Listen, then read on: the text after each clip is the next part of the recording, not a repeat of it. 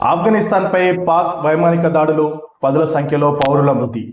పొరుగు దేశాలైన పాకిస్తాన్, ఆఫ్ఘనిస్తాన్ మధ్య ఉద్రిక్తలు మరొకసారి పతాక స్థాయికి చేరాయి.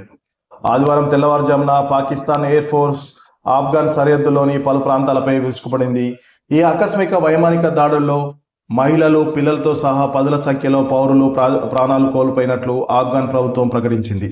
ఈ ఘటనతో ఇరు దేశాల మధ్య యుద్ధ వాతావరణం నెలకొంది.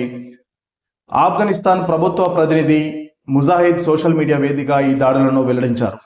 పాక్ యుద్ధ విమానాలు నంగర్హర్, పక్తికా ప్రాంతాల్లోని పౌర ఆవాసాలపై బాంబుల వర్షం కురిపించాయని ఆయన పేర్కొన్నారు. తమ దేశంలో భద్రతా వైఫల్యాలను కప్పిపుచ్చుకోవడానికే పాకిస్తాన్ జనరల్స్ ఇలాంటి దారుణాలకు ఒడిగడుతున్నారు.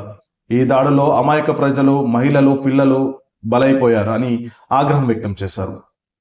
అయితే పాకిస్తాన్ వాదన మరోలా ఉంది. మరోవైపు పాకిస్తాన్ సమాచార శాఖ మంత్రి అతావుల్లా తరార్ ఈ దాడులను సమర్థించుకున్నారు.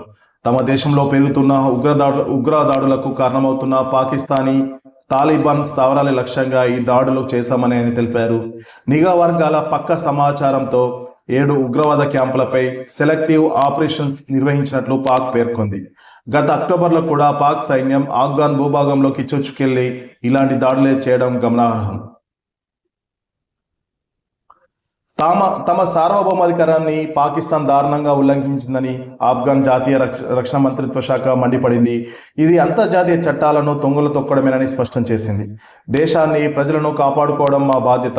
ఈ దాడులకు సరైన సమయంలో సరైన రీతిలో బుద్ధి చెప్తామని ఆఫ్ఘన్ సైన్యం తీవ్ర స్థాయిలో హెచ్చరించింది.